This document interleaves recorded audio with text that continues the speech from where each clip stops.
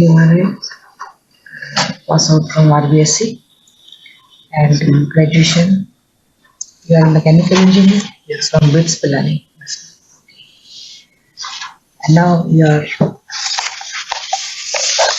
looking forward to administrative services.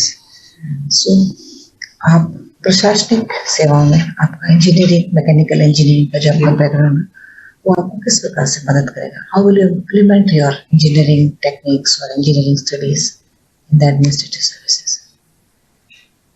Be in Hindi.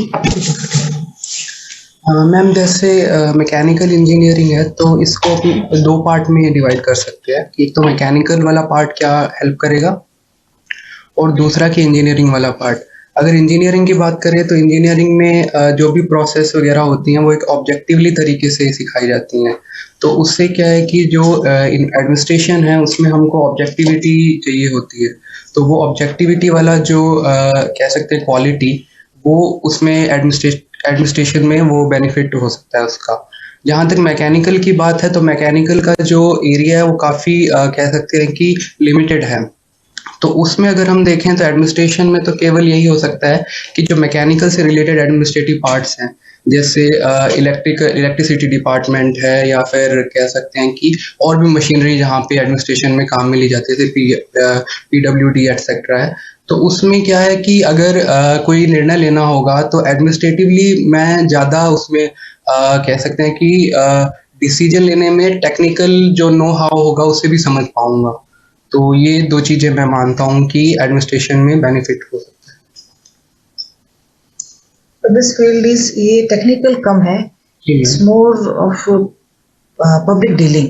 Yeah, ma'am. Correct.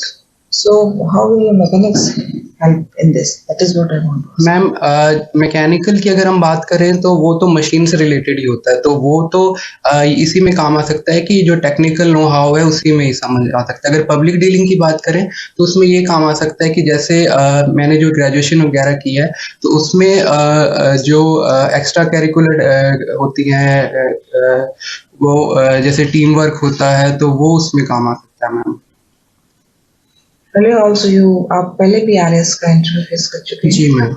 Okay. So what was your rank that time?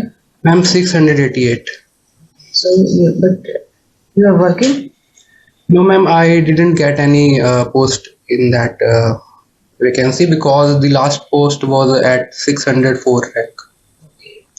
So if this time also you are not selected, then what will be your new action plan? Ma'am पहली बात तो यह है कि मैंने इस बार preparation को बहुत ज़्यादा उस पर मेहनत की है तो मुझे यकीन है कि इस बार मैं सिलेक्शन ले लूँगा। फिर भी अगर मेरा सिलेक्शन नहीं हो पाता है तो एक्चुअली मैंने इनिशियली UPSC की प्रिपरेशन भी मैं कर रहा था तो उसमें मेरा जो ऑप्शनल सब्जेक्ट था वो हिंदी लिटरेचर था। तो उस कारण से मैंने MA हिंदी का भी फॉर्म भरा है तो उसका मैंने फर्स्ट ईयर के एग्ज़ाम भी दिए हैं। तो अगर बाई चांस अगर मेरा सिलेक्शन नहीं भी होता है तो मैं नेट या इसका प्रिपरेशन करूँगा। हॉबीज इंक्लूड हिंदी कविताएं लिखना। जी आपने कुछ लिखा है? जी मैं कई सारी कविताएं लिखता हूँ जैसे विचारात्मक कविताएं होती हैं तो उस प्रकार की कविताएं लिखता हूँ। भी आपने कुछ रिसेंटली लिखा हो? जैसे मैम एक 2 लाइनों की पंक्ति है मैं बता सकता हूँ।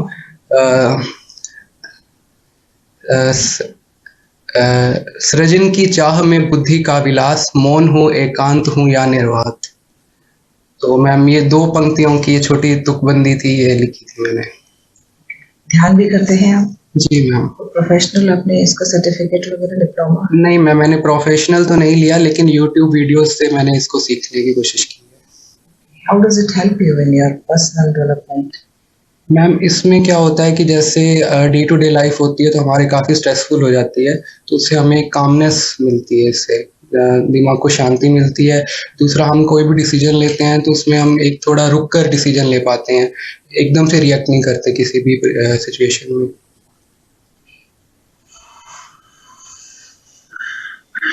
राजस्थान प्रशासनिक सेवाओं के बारे में क्या विचार है आपके? सर मुझे लगता है कि राजस्थान की सबसे इम्पोर्टेंट सर्विस है क्योंकि जो फील्ड लेवल पे जो काम होता है उसको पूरा मॉनिटर करना और लोकल लेवल पे जितने भी, जैसे एग्जांपल के तौर पे अगर हम देखें तो कोरोना आया था जब, या फिर अभी लंपी डिजीज आ रही है, तो उसमें जो एसटीएम है उनकी जो रिस्पॉन्सिबिलिटी है और वो जिस प्रकार से ग्राउंड लेवल पे काम कर रहे हैं, तो वही इनकी इम्पोर्टेंस को बताता है सर। जैसे एज एसडीएम लंपी डिजीज की बात करें, जी सर। आप जहाँ पोस्टेड हैं और वहाँ लंपी डिजीज नए नए रिसेंटली आए हैं, तो आप क्या काम उसमें कर सकते हैं? सर उसमें तो सबसे पहले ये है कि जो जो लोकेशन पे ये लंपी डिजीज है उनको चिन्हित करने का काम करेंगे। फिर उसके बाद सर जहाँ जहाँ पे ज़्यादा है वहाँ पे जो आइसोलेशन सेंटर्स हैं उसको डेवलप करने का काम करेंगे। साथ में सर दूसरा काम ये भी कर सकते हैं कि जो वहाँ पे लोकल कह सकते हैं जो हितार्थ संस्थाएं होती हैं उनकी हेल्प लेके, तो पशुओं के लिए जो भी चारा वगैरह होता है, बीमार पशुओं की दवा वगैरह, उसके लिए काम कर सकते हैं सर। साथ में बाकी जो सरकार के द्वारा जो भी योजनाएं हैं उनको इम्प्लीमेंट कर सकते हैं। प्रशासनिक सेवाएं जितनी चमक दमक है, उसी के साथ इसमें कुछ दाग धब्बे लगे हुए हैं। कई बार प्रशासनिक अधिकारियों को हम केसीबी के द्वारा या अन्य संस्थाओं के द्वारा पकड़े जाते हैं वगैरह कुछ। प्रशासनिक सेवाओं में भ्रष्टाचार क्या है सर? जैसे कि ट्रांसपेरेंसी इंटरनेशनल की रिपोर्ट आती है, उसमें परसेप्शन इंडेक्स आता है कि लोग भ्रष्टाचार के बारे में क्या सोचते हैं हर कंट्री के। तो सर उसमें इंडिया का रैंक जो है वो काफी पीछे है, तो उससे लगता है कि लोग सोचते हैं कि काफी करप्शन है। आप मानते हैं भारत के और राजस्थान के प्रशासन में करप्शन बहुत ज्यादा है? सर बहुत ज्यादा तो नहीं कह सकते, लेकिन इतना कह सकते हैं कि करप्शन कुछ मात्रा में जरूर है। तो अगर इसको सर, लेकिन साथ ही हम ये भी देखें कि उसको दूर करने के प्रयास भी हो रहे हैं। अगर एसीबी किसी को पकड़ रहा है तो इसका मतलब कि वो इम्प्लीमेंटेशन हो रहा है, वो ऐसे नहीं है कि उसको छोड़ा जा रहा है। कहीं राजनीतिक हस्तक्षेप की भी बात आती है, तो इन सेवाओं में हस्तक्षेप रहता है?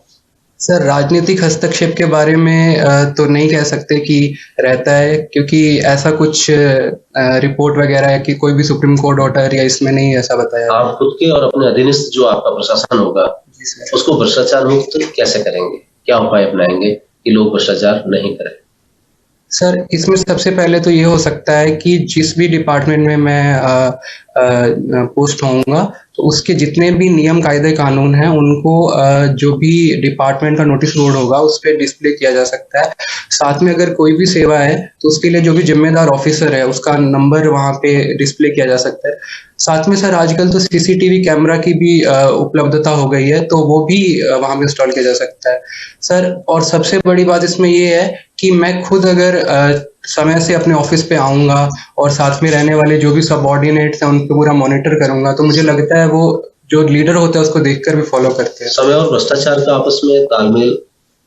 सर मैं समझ नहीं पाया, क्या क्वेश्चन है?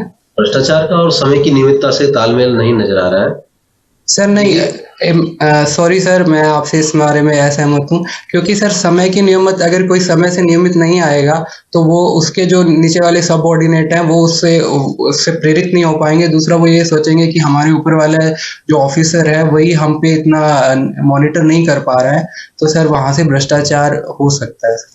आपको राजस्थान प्रशासनिक सेवा में चयनित करके एज ए सीडीपीओ बाड़मेर जैसे क्षेत्र में लगाया जाता है। जी सर। तो बाड़मेर जैसे क्षेत्र में आपकी क्या प्राथमिकता रहेगी as a CDPO? As a CDPO sir Barmer का अगर हम एरिया देखें तो उसकी जो ज्योग्राफी है उस हिसाब से सर, तो वहाँ पे सूखा क्षेत्र है काफी। और दूसरा सर देखें तो सीडीपीओ का जो कार्य क्षेत्र होता है वो ये है कि जो महिला और बाल विकास से संबंधित होता है। तो सर महिला जो पोषण की जो व्यवस्थाएं हैं उनको सुचारू करने के लिए सर जो भी सरकार की योजनाएं हैं उनको इम्प्लीमेंट कर सकते हैं। दूसरा सर घर घर जाकर जो सर्वे किए जाते हैं उनमें थोड़ा सा ज्यादा उसको इम्प्रूव किया जा सकता है। कई दूर की ढाणी है, वहाँ पे जा नहीं पाते आंगनवाड़ी जो कार्यकर्ता हैं, तो उनके लिए कुछ व्यवस्था की जा सकती है। अभी वर्तमान में राजस्थान सरकार द्वारा ऐसी कौन सी 2 योजनाएं चलाई जा रही है जिससे महिला और बाल विकास के पोषण को स्तर को बढ़िया बनाया जा रहा है? सर इसमें सबसे पहले तो जननी सुरक्षा योजना है, तो पोषण स्तर के लिए, पोषण स्तर के लिए, सॉरी सर, जननी सुरक्षा योजना तो मातृत्व के लिए। पोषण स्तर के लिए सर एक तो सर भारत सरकार की योजना याद आ रही है मुझे, राजस्थान सरकार की अभी एग्जैक्टली नहीं याद आ रही। तो सर जैसे एक पोषण महाअभियान है भारत सरकार का, उसके अंतर्गत सर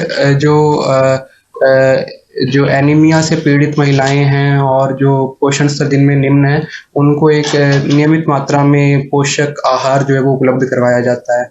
सर एक और योजना जैसे शायद अब मुझे याद आ रहा है, राजस्थान की इंदिरा गांधी मातृत्व लाभ योजना सर ऐसे कुछ है, और उसमें सर 6,000 रुपए का बेनिफिट दिया जाता है। सर उससे भी क्या फायदा होता है कि जो महिलाएं हैं वो अपने पोषण के लिए वस्तुएं खरीद सकती हैं। आपके अकॉर्डिंग आपकी पर्सनालिटी में ऐसा क्या है कि इस फील्ड के लिए आपको चूज किया जाए? मैम मुझे लगता है कि मेरी पर्सनालिटी में दो ऐसे अपोजिट जो है ना उनका कॉम्बिनेशन है। जैसे पहले हम देखें कि मैंने मैकेनिकल इंजीनियरिंग बैकग्राउंड है, तो मैं चीज़ों को ऑब्जेक्टिवली देख सकता हूँ। दूसरा मैम जैसे कि मेरा हिंदी लिटरेचर में इंटरेस्ट है, तो मैंने लिटरेचर पढ़ा है और उसको देखा है, तो उससे एक प्रकार से जो समाज में पात्र होते हैं जो उनका इमोशनल किस प्रकार से वो काम करते हैं, तो उसको भी मैं समझ सकता हूँ। तो ऑब्जेक्टिविटी और इमोशनल का जो बैलेंस है मेरे में, वो मैं मानता हूँ कि प्रशासनिक सेवाओं में बहुत जरूरी होता है।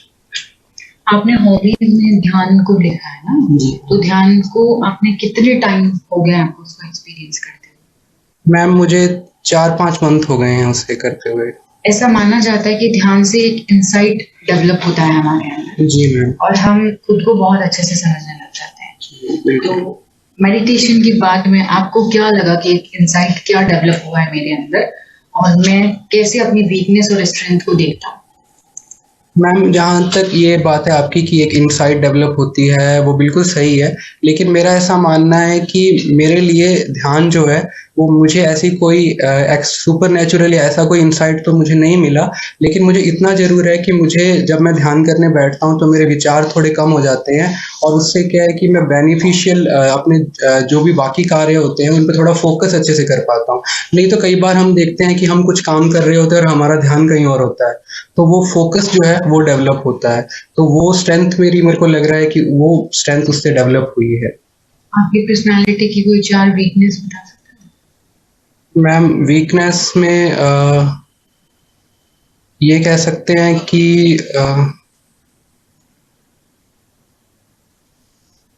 कई बार मैं थोड़ा इंट्रोवर्ट टाइप हो जाता हूँ, तो वो कम बोलता ऐसा है कि वैसे मैं इंट्रोवर्ट तो नहीं हूँ, लेकिन इनिशियली मुझे किसी से बात करने में थोड़ा टाइम लगता है, तो वो हो सकती है एक वीकनेस।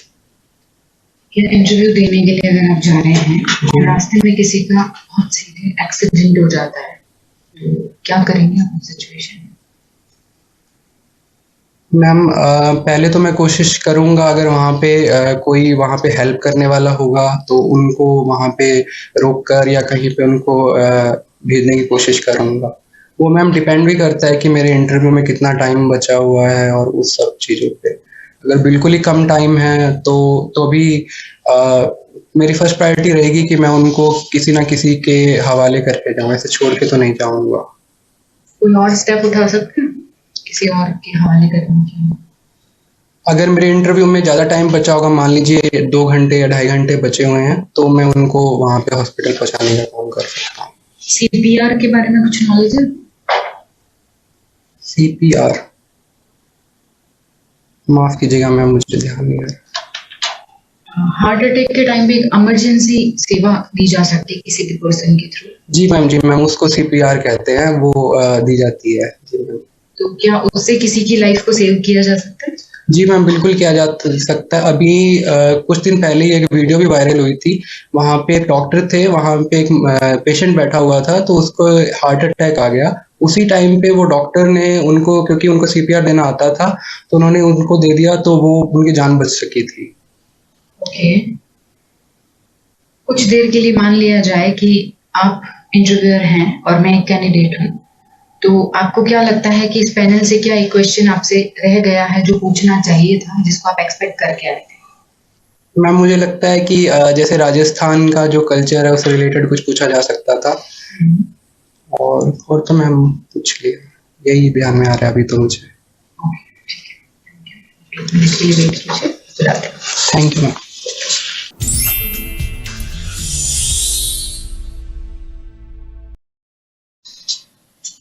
आपका verbal and non verbal communication अच्छा है, बॉडी लैंग्वेज अच्छी है, dressing sense nice, leadership qualities and decision making are good. Rajasthan सरकार और भारत सरकार की जो लाभकारी योजना है ना, जो अभी गवर्नमेंट में है, वो मैंने थोड़ा प्रिपेयर नहीं किया अभी तक, करना है। एलिब्रेशन की जरूरत है थोड़ा सा। ऑल ओवर एटीट्यूड पॉजिटिव है ठीक आपका है, बढ़िया है। और पूरे चांसेस हैं आपके, तो आप एक सबको विश करने की, अभिवादन करने की आवश्यकता नहीं होती। कॉमनली आप एक बार इंट्रोवर्ट को विश कर देंगे, अलग से सबको बार बार दोहराने की आवश्यकता नहीं है। ठीक है सर। सर एक जैसे आपने क्वेश्चन किया था वो करप्शन को कम करने के लिए, तो आपने कहा, मैंने वो कह दिया था कि पंचुअलिटी वाला, तो आपने कहा, तो फिर मैंने आपको काउंटर कर दिया। तो सर वो ऐसे रूट तो नहीं लगा था कि आप काउंटर कर सकते हैं, लेकिन अपनी बात को फिर सिद्ध करना होता है। पोलाइट वे में आप डिस्कस कर सकते हो, ऐसा कुछ नहीं। Thank you.